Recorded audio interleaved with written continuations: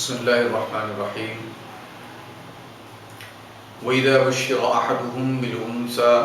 ظل وجهه مسودا وهو كظيم يتوارى من القوم من سوء ما بشر به أيمسكه على هون أم يدسه في التراب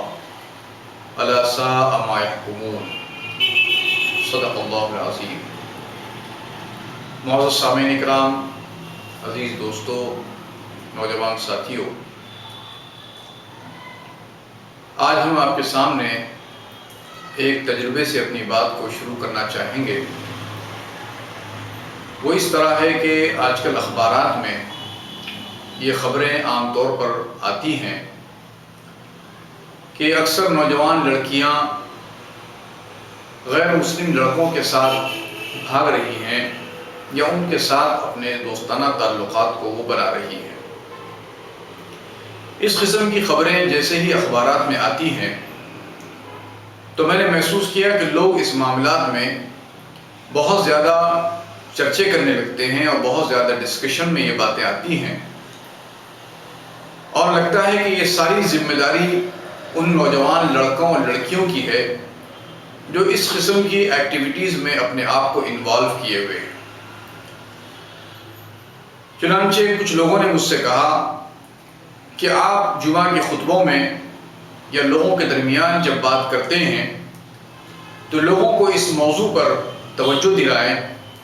تاکہ معاشرے اور ماحول سے اس لعنت کو دور کیا جا سکے. تب میں نے لوگوں سے جو کچھ باتیں کی ہیں وہ میں آپ کو سنانا چاہوں گا. اس سے پہلے کہ اس کی تفصیل میں آپ کو سناؤں، میں یہ کہنا چاہوں گا کہ جب رسول اللہ صلی اللہ علیہ وسلم پیغمبر بنائے گئے تو اس وقت ماحول میں جاہلیت کا جو ماحول تھا اس ماحول میں بھی عورت کی وہی حیثیت ہو گئی تھی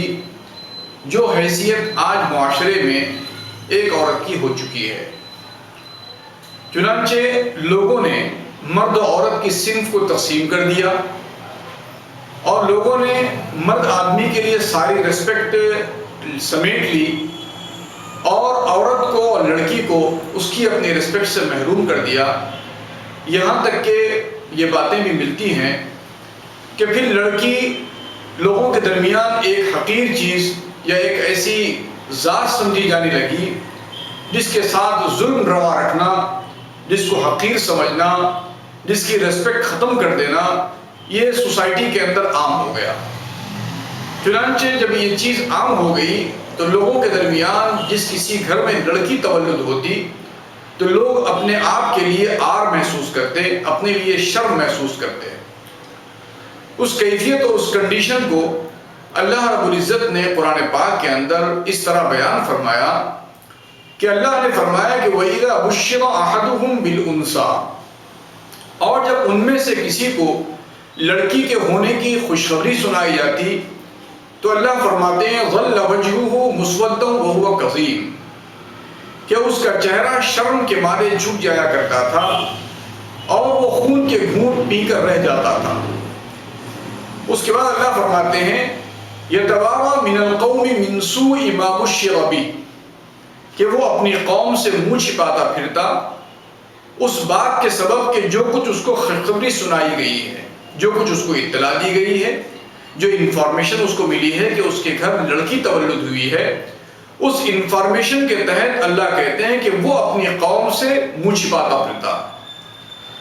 اور اس کے بعد اللہ رب العزت ان احساسات کا ذکر فرماتے ہیں جو ایک انسان کے اندر اس وقت پیدا ہوا کرتے تھے. اللہ کہتے ہیں کہ وہ سوچتا تھا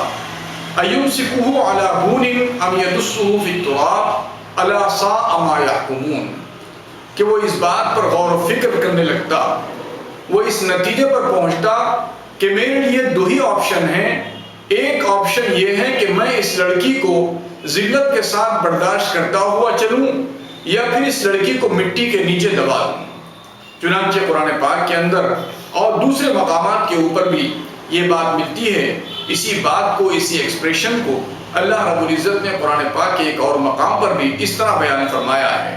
اللہ نے فرمایا کہ بِأَيِّ ذَنبٍ قُتِلَتْ، یعنی روز قیامت لڑکیوں سے پوچھا جائے گا کہ وہ کس جرم میں قتل کی گئی۔ چنانچہ آپ جانتے ہیں کہ عربوں کے بارے میں، عربوں کی جب تصویر بتانا ہوتا ہے، عربوں کے ماحول کو بتانا ہوتا ہے، تو عام طور پر ہمارے اسپیکر اس بات کو بتاتے ہیں کہ جب اسلام آیا تھا، جب قرآن نازل ہوا تھا، اس وقت کے حالات یہ تھے کہ لڑکیاں زندہ درگور کی جاتی تھیں، لڑکیوں کو زندہ دفن کیا جاتا تھا، اس لیے کہ لڑکی کا پیدا ہونا ماحول کے اندر عار و شرم کی بات سمجھی جاتی تھی، کیونکہ سوسائٹی اور ماحول نے لڑکی کے وہ سارے حقوق، عورتوں کے وہ سارے حقوق چھین لیے تھے جو اللہ نے ان کو پیدائشی طور پر دیے ہیں۔ چنانچہ اللہ نے انسان کے حقوق، لڑکی کے حقوق، عورت کے حقوق اور مرد کے حقوق کے بارے میں اللہ نے فرمایا، یا ایھا الناس اتقوا ربکم الذی خلقکم من نفس واحدہ، اے وہ لوگو اس اللہ سے ڈرو جس نے تم کو ایک جان سے پیدا کیا، اور وخلق منہا زوجہا، اور اسی کے ذریعے سے اس کا جوڑا پیدا کیا، وبث منہما رجالا کثیرا ونساء، اور پھر اس کے ذریعے سے بہت ساری نسل کو اللہ رب العالمین نے پھیلایا۔ جب اللہ رب العالمین نے یہ فرمایا کہ مرد و عورت دونوں کے لیے یکساں حقوق ہیں، مرد و عورت دونوں کے لیے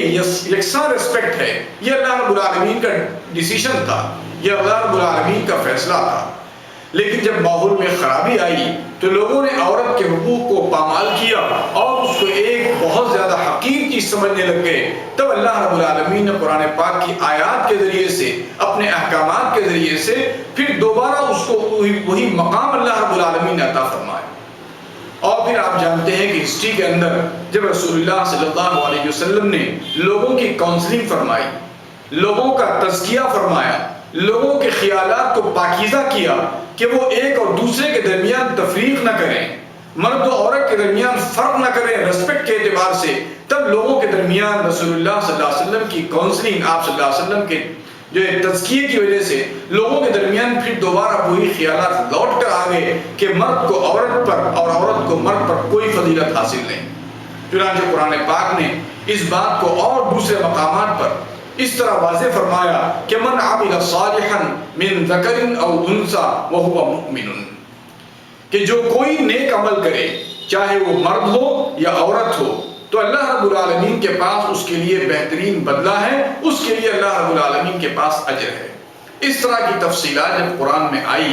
اور اس کے بعد مرد و عورت کے رشتے کے معاملے میں جو اصول اللہ رب العالمین نے متعین فرمائے، مرد و عورت کے درمیان جو ریسپیکٹ قائم رکھنی ہے، اس کے احکامات، اس کے اصول، اس کے ضوابط، اس کے قوانین اللہ رب العالمین نے اپنی کتاب میں بیان فرما دیے اور اس کی تفصیل فرما دی کہ ہر ایک کو ایک دوسرے کے ساتھ ریسپیکٹ کا معاملہ کرنا ہے، ڈی ریسپیکٹ کسی کو کرنے کا اللہ نے حق ہی نہیں دیا۔ اس قسم کے ماحول کو ہم لوگ پیش کرتے ہیں، اور جب کوئی معاملہ لوٹ کر دوبارہ اسی حالت پر چلا آتا ہے جو جاہلیت والے ماحول کا ہے، تب ہر آدمی یہ سمجھتا ہے کہ اس معاملے میں کچھ کامنٹری دے دینا، اس معاملے میں کچھ اپنے خیالات کا اظہار کر دینا اور اس قسم کے نوجوان بچوں اور بچیوں پر لعن طعن کر دینا، یہ ہماری ریسپانسبلٹی ہے۔ لیکن میں سمجھتا ہوں کہ ہماری ریسپانسبلٹی یہ ہے کہ ہم اس بات کو جاننے کی کوشش کریں کہ سوسائٹی میں بچیوں کو ریسپیکٹ نہ ملنے کی وجہ سے، سوسائٹی میں لڑکیوں کے معاملے کو بہت زیادہ خراب بنا دینے کی وجہ سے یہ صورتحال کا سامنا آج ہم کو ہے، جس کی ذمہ داری سوسائٹی کے ہر فرد پر ہوتی ہے۔ چنانچہ آپ دیکھتے ہیں کہ جب کسی گھر کے اندر لڑکی بیاہ کر جاتی ہے، یا بیاہ کر جانا تو بہت دور کی بات ہے، جب بیاہنے کا سلسلہ شروع ہو جاتا ہے تبھی سے انڈرسٹوڈ ہوتی ہے یہ ساری باتیں کہ سب لڑکی والے ہیں تو ان کو چھپ جانا پڑے گا، لڑکی والے ہیں تو ان کو گوارا کرنا پڑے گا،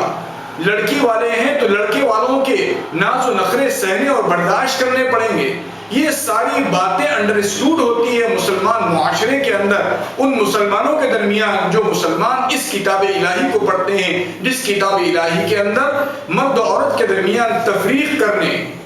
اور عورت کو حقیر اور ذلیل سمجھنے، عورت کو کمتر سمجھنے کا جو کانسیپٹ زمانے جاہلیت میں تھا کہ جب ایک لڑکی اس کے گھر پیدا ہو تو ایک انسان کا سر شرم سے جھک جایا کرتا تھا، کیونکہ آئندہ چل کر اس کو ان تمام باتوں کو فیس کرنا ہے۔ سوسائٹی کے ان تمام افراد کو فیس کرنا ہے جو اس کے ساتھ صرف اس بنیاد پر کہ اس کے گھر لڑکی ہوئی ہے لوگوں کے مس بیہیو کو برداشت کرنا پڑے گا، لوگوں کے جھوٹے نخرے اور جھوٹے ناز سہنے پڑیں گے، لوگوں کے سامنے لڑکی کی بنیاد پر اس کو جھک جانا پڑے گا، لوگوں کے سامنے اپنی عزت نفس کو کچل دینا پڑے گا، لوگ اس کی عزت نفس کو کچلتے رہیں گے لیکن اس کو برداشت کرنا پڑے گا، اس لیے کہ وہ ایک لڑکی کا باپ ہے، اس لیے کہ وہ ایک لڑکی کی ماں ہے۔ اللہ رب العالمین نے اس ایٹیٹیوڈ کو جاہلیت والا ایٹیٹیوڈ فرمایا ہے، اس رویے کو اللہ رب العالمین نے جاہلیت والا رویہ فرمایا ہے۔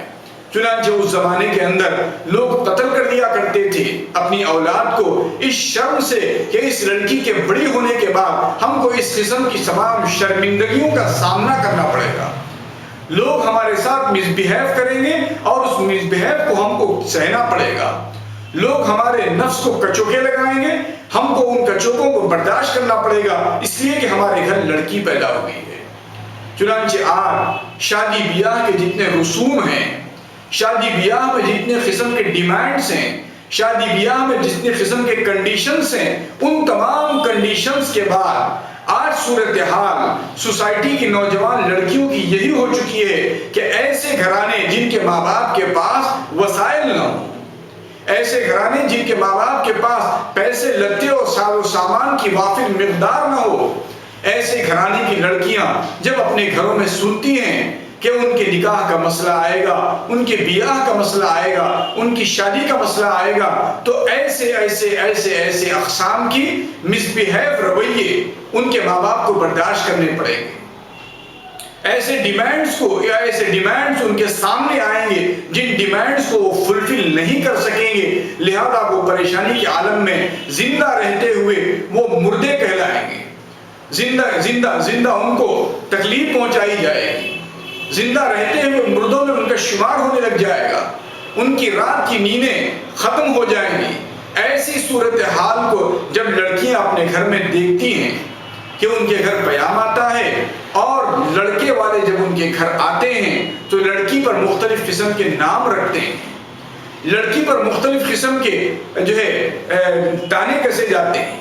لڑکی کے بارے میں مختلف قسم کی انتہائی نازیبا کامنٹریاں ہوتی ہیں، یہ سارے وہ ایٹیٹیوڈ ہیں،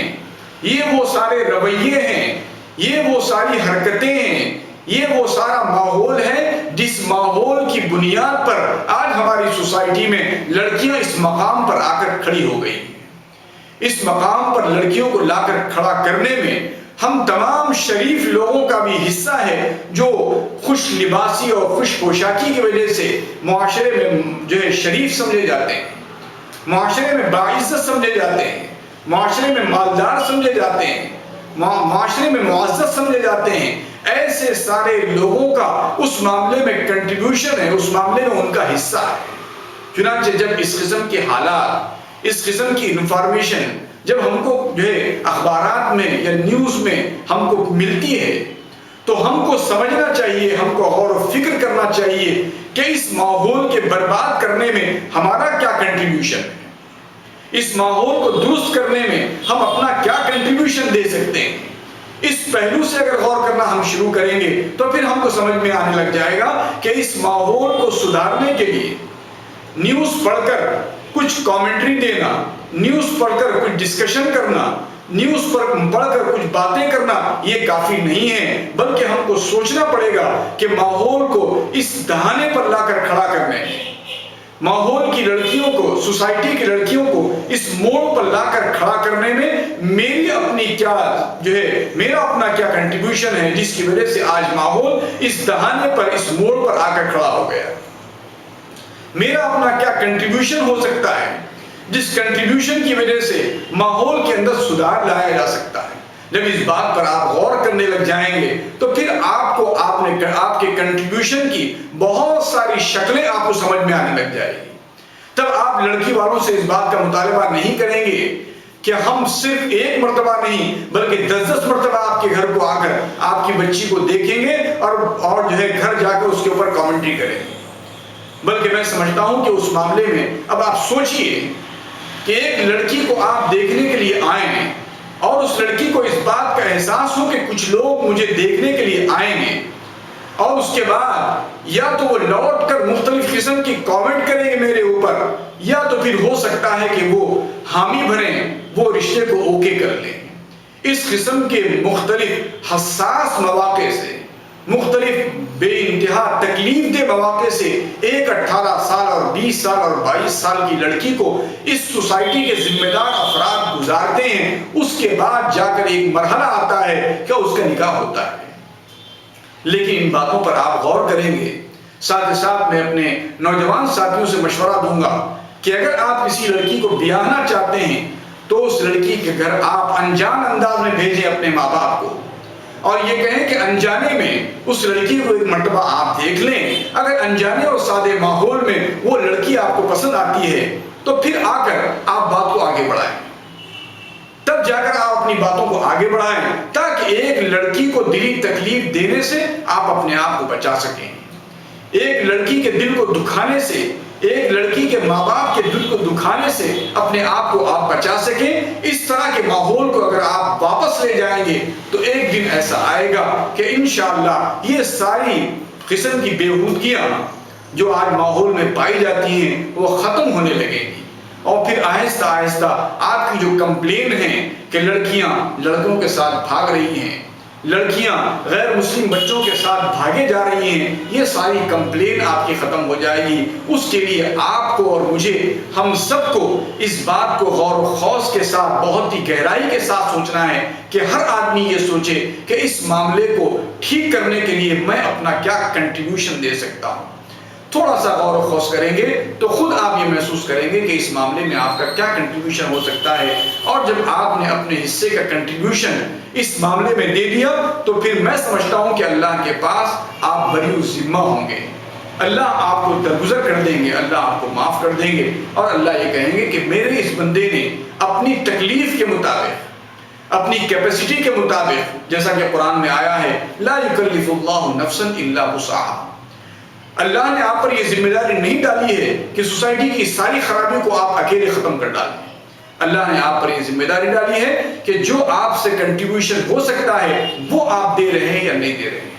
ان باتوں پر ہمارے ساتھ یہ غور کریں تو بہت ساری چیزیں آپ خود جان سکتے ہیں۔ اللہ سے دعا ہے کہ اللہ کہنے سننے سے زیادہ ہم سب کو حسن عمل کی توفیق عطا فرمائے۔ سبحان اللہ و بحمدہ، سبحانک اللہم و بحمدک، نشہد ان لا الہ الا انت، نستغفرک و نتوب الیک۔ والسلام علیکم ورحمۃ اللہ وبرکاتہ۔